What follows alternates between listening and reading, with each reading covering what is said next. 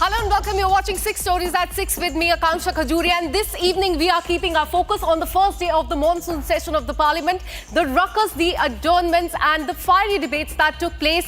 And next, a month after the Air India crash, Civil Aviation Minister has spoken in the Parliament. He slammed the Western media's bid to pin the blame on the pilots for the crash. Next, another Air India incident has come to the fore, and this time it has come from Mumbai, where a flight, in fact, skid off the runway. We'll tell you more about that. And then we will show you the ground report coming in from Kerala, where stranded F35 fighter jet is all set to fly to United Kingdom tomorrow. And then Pakistan's lies have been exposed yet again. And we'll tell you, in fact, show you the satellite pictures of the destruction on one of its key nuclear sites in Kirana Hills. And finally, the anti-Hindu comment that has been made by SP Maurya has sparked controversy in the state of Uttar Pradesh. And this statement has been made on Kavadiyas.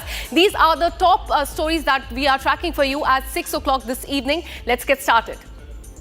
In fact, the monsoon session of the Parliament kick-started today with the address by the Prime Minister. But despite the request to the opposition parties to unite and coordinate for a fruitful session, all we saw today in the Parliament was ruckus and chaos in both the houses of the Parliament, Lok Sabha and Rajya Sabha. The first sitting of the Lok Sabha was adjourned 20 minutes after it began today, and slogans were raised by the opposition MPs demanding Prime Minister's response to the President Donald Trump's claim of brokering a peace deal between India and Pakistan.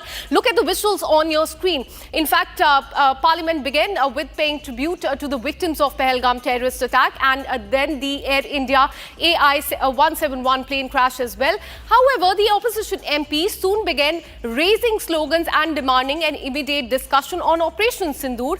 Government has said that they are all ready to discuss all the issues, and as per the sources, we are learning that discussion on Operation Sindoor will take place next week, because this week Prime Minister will not be in the country. But first up, listen in to what the Prime Minister said when he kick-started this monsoon session of the Parliament today. Operation Sindoor में भारत की सेना ने जो लक्ष्य निर्धारित किया था 100% achieve किया। आतंकियों के आकाओं के घर में जाकर के 22 मिनट के भीतर भीतर ऑपरेशन सिंदूर के तहत उसको जमींदोज कर दिया गया। ये मॉनसून सत्र राष्ट्र के लिए एक अपने आप में विजयोत्सव का रूप है। मुझे विश्वास है कि जब सदन इस विजयोत्सव को एक स्वर में विजय के भाव से इस सत्र के दरमियान उन ओजस्वी तेजस्वी भावनाओं को प्रकट करेगा कि देश ने एकता की ताकत देखी है, एक स्वर का सामर्थ्य क्या होता है देखा है, तो सदन में से भी सभी माननीय सांसद उसको बल दें। मैं इस वास्तविकता को स्वीकार करता हूं कि दल हित में मत भले न मिले, लेकिन देश हित में मन जरूर मिले। And meanwhile, in the Parliament, opposition leaders cornered the central government over claims by US President Donald Trump on brokering a ceasefire between India and Pakistan as far as Operation Sindoor is concerned. Listen in to what Congress Chief Mallikarjun Kharge said in the Parliament today. Operation Sindoor. Operation Sindoor, जिसके बारे में एक minute madam, इस तरीके का operation नहीं हुआ जो प्रधानमंत्री मोदी जी के नेतृत्व में हुआ है। पहलगाम एंड ऑपरेशन सिंदूर के बारे में आपने जो दुनिया को बताया, हमको बताया, हिंदुस्तान के लोगों को बताया, उसकी बात कर रहा हूं। हमारे को इंफॉर्मेशन तो देना चाहिए। You have made your point, sir. Sir, you have made your point. Leader of the House. Sir. You have said so, sir. No.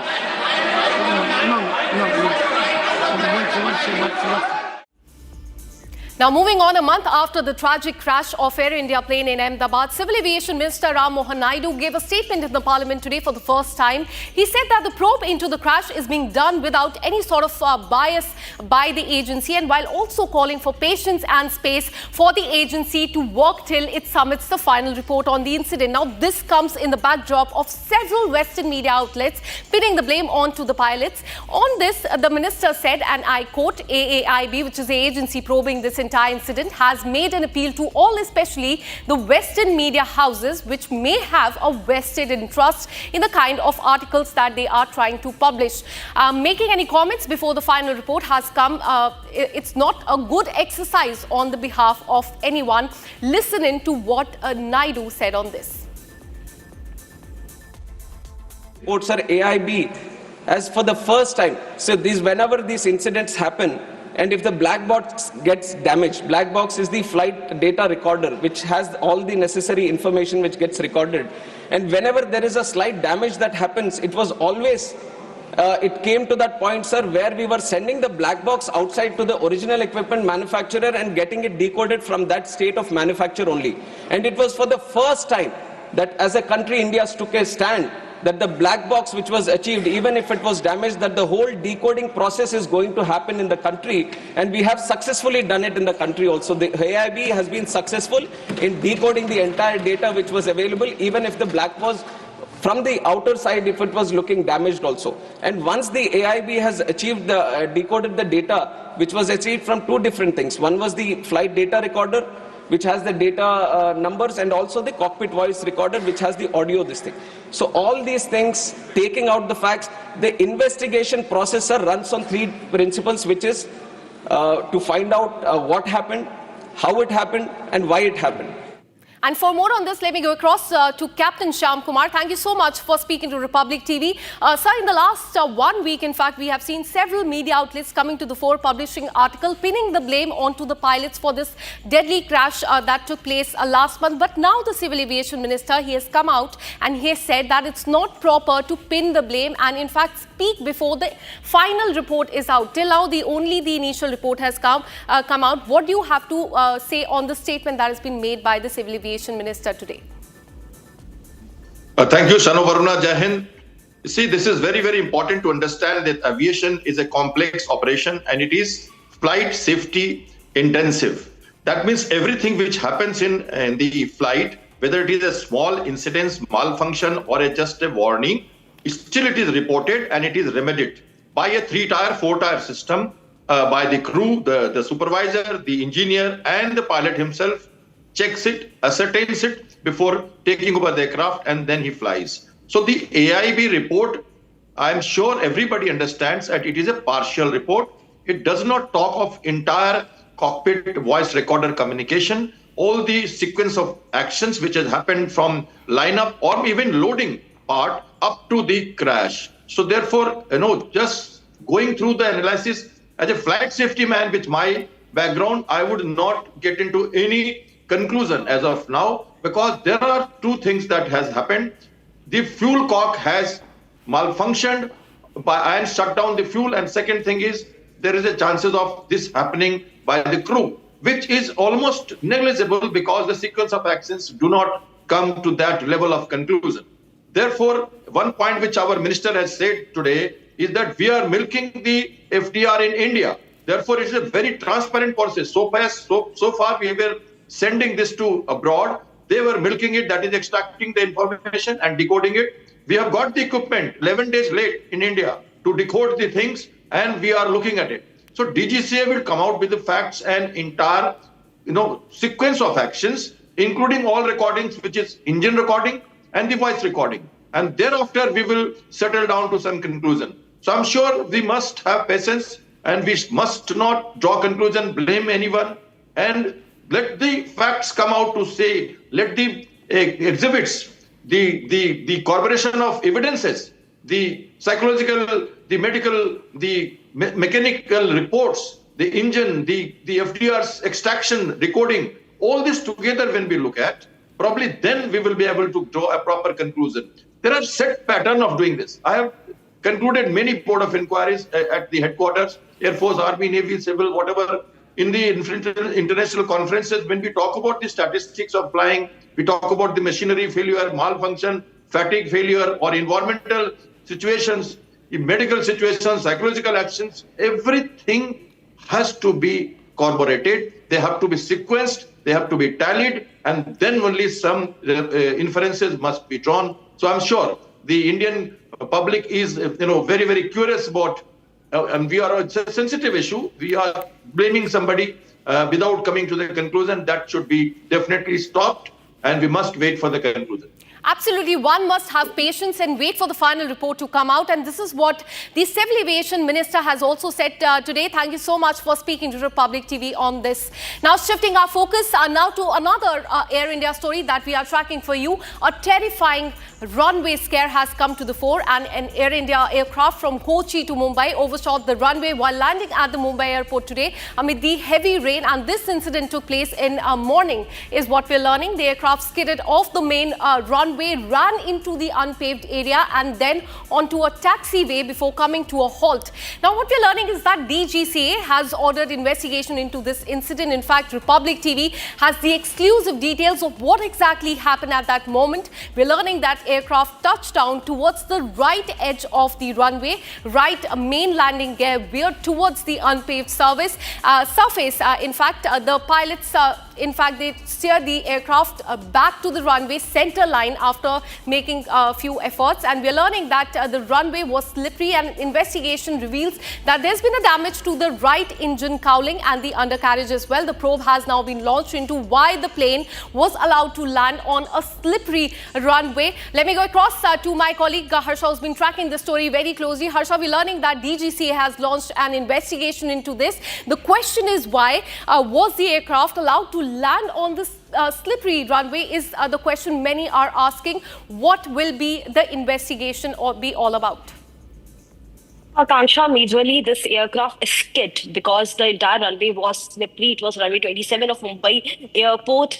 And what we are getting to learn from this entire incident, and what our DGCA sources and MOCA also states, that ATC shouldn't have given the clearance to the pilot to land the aircraft, because it's a severe damage which has been happened to the right engine cowling and also to the tire and also to the wings of the aircraft. This damage is a severe damage, and the bigger mishap has been averted because passengers were safe, the crew and the pilot were safe.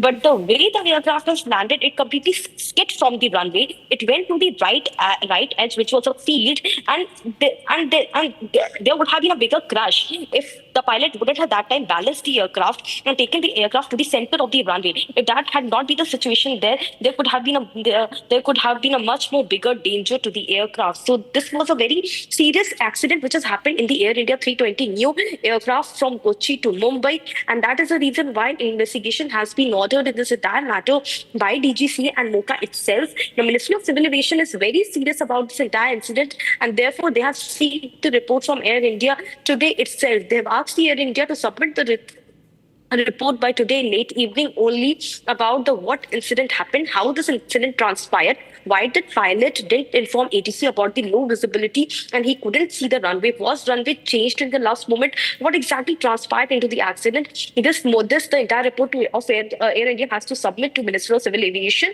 Also, DGCA has also initiated the investigation into it, and that is the reason the ATC officials will also be questioned. The ATC officials placed in the Mumbai ATC will be questioned about it, and how they gave the clearance to land to the pilot when the weather was ugly, weather was upset, weather was very disturbing, and the entire runway was slippery. There were many aircraft which were rescheduled or which were cancelled because of the bad weather conditions in Mumbai. Then why this Air India A320 Neo was not cancelled or postponed or rescheduled because of the weather conditions in Mumbai? So the investigation is underway, but the visuals are on our screen and we can clearly see how big the damage was. Back to you. Absolutely, and looking at the visuals now, it appears that it was no technical fault. It appears to be because of lack of coordination, but definitely we'll wait for the report of this to come out. Thanks so much, Harsha, for all the details. We'll keep coming back to you for more on this. Now shifting our focus, British Royal Navy's F35B will bid goodbye to Kerala and fly out tomorrow after being grounded for 5 weeks at the Kerala International Airport. The hydraulic system fault due to which the aircraft had to make an emergency landing on June 14th has been rectified and a final clearance has been given to allow the jet to fly back tomorrow. Here's more on that. The British Royal Navy F35B fighter jet that made an emergency landing in Kerala in June earlier this year after suffering a hydraulic failure is all set for departure tomorrow. It was on July 6, 3 weeks after the aircraft made the emergency landing, the fighter jet was towed to a hangar to fix engineering issues and hydraulic snags. 35B fighter jet that was grounded in the Thiruvananthapuram International Civil Airport on June 14th continues to be in the airport. It has been understood that there is a problem with the hydraulic system of this particular flight, because of which it has been grounded. It had made an emergency landing on June 14th, Saturday night at the Thiruvananthapuram International Airport, and in fact all support was given by the Indian government. However, many days there has been a fiasco that the fighter pilot in fact refused to move away from this flight and refused the Indian authorities request to move it to a hangar as well. But now the hydraulic system fault due to which the aircraft had to make an emergency landing has been rectified. A final clearance has been given to allow the jet to fly back to the United Kingdom tomorrow. Over the last 5 weeks, several efforts have been made to take the fighter jet back to the home country. The 5th generation stealth fighter is a part of UK's HMS Prince of Wales Carrier Strike Group, which is currently operating in the Indo-Pacific and recently completed joint maritime exercise with the Indian Navy. But with the departure, a hefty bill is also being prepared. According to the airport sources, the parking bill would range between 15,000 to 20,000 per day. And beside this, there would be a fee for land for the fighter jet and the Airbus. It is calculated between 1 lakh rupees to 2 lakh rupees. Air India will fix the fee for using their maintenance, repair and overhaul facility at the airport. With this, the mystery of F-35B fighter jet has been solved and the countdown for its departure begins.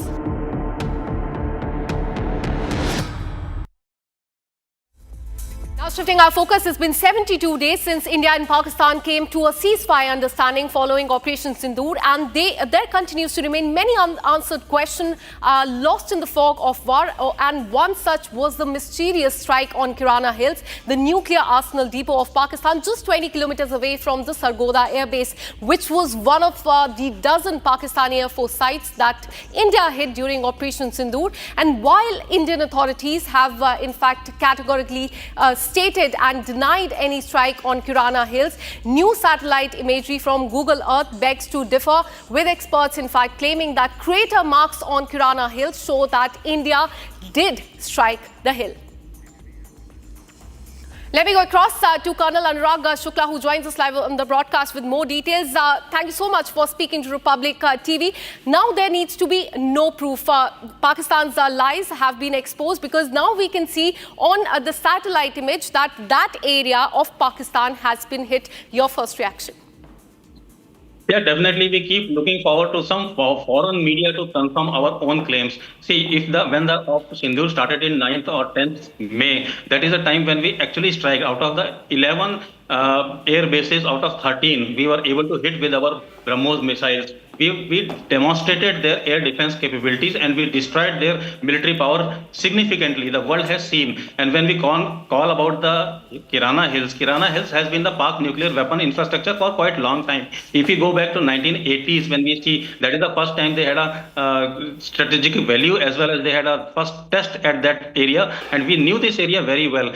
When I talk about the infrastructure, it is built in the U-shaped form, which means there are 2 ventilation and 2 doors, but they have got a 3 critical sub-nuclear facility inside these Kirana Hills. And when the Indian missiles hit at the corner of the foothills, that is the time we were able to destroy their major opening and infrastructure of the nuclear site. The same thing could have been reconfirmed from our own satellite imagery, which has been showed to all media by our own armed forces. And there was a pre-strike and post-strike comparison was also shown, and it was very much evident that time. But now it has been reconfirmed from the foreign geo-satellite expert, that is Damon Salmon, which is going to analyze the June photographs, which is around almost a month later. So definitely we have hit the right spot, and this is known, and everybody has understood the capabilities of Indian Air Forces and Indian missile power. Definitely the world is acknowledging the new India, which is got the much more indigenized, weaponized system, which are able to precisely hit at the place where we want to hit. Absolutely, and these satellite images have exposed Pakistan once again. Thank you so much for speaking to Republic TV. Now shifting our focus to Uttar Pradesh. In fact, what we're learning is that the former minister and Apni Janta Party chief Swami Prasad Maurya has once again kicked off a firestorm with a highly controversial statement regarding Kawadiyas, calling them goons and mafias protected by the government. Maurya's remarks have sparked outrage in the state of UP. Have a look at what he said.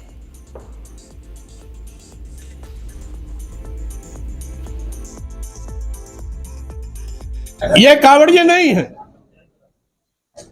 क्योंकि अगर इन कांवड़ियों का आराध्य इतना भोला भाला है कि लोग उसको भोले बाबा कहते हैं, तो भोले बाबा का जो भक्त है वो इतना हिंसक कैसे हो सकता है, वो इतना बड़ा अपराधी कैसे हो सकता है। And Republic TV confronted Swami Prasad Maurya after his statement calling Kawadiyas goons and mafias. Listen in to how he remained defiant. आप सबको एक तरीके से कैसे तोल देंगे? ये कथन तो स्पष्ट होना चाहिए ना कि ये गलत है, ये सही है। कावड़िए सरकार पोषित गुंडे हैं, इसे कैसे देखेंगे आप? मैंने पहले ही उत्तर में दे दिया है कि भोले बाबा के भक्त इतने हिंसक अपराधी प्रकृति के हो ही नहीं सकते हैं। इसलिए ये सरकारी संरक्षण प्राप्त गुंडे माफिया अपराधी हैं, जो कांवरियों के रूप में इस प्रकार के आपराधिक घटनाएं करके प्रदेश और देश में भय और दहशत पैदा करने का काम कर रहे हैं। इसकी मैं निंदा करता हूं। And this is all we could pack for you in this bulletin of 6 stories at 6. We'll be back tomorrow with more such stories. Till then, keep watching Republic TV.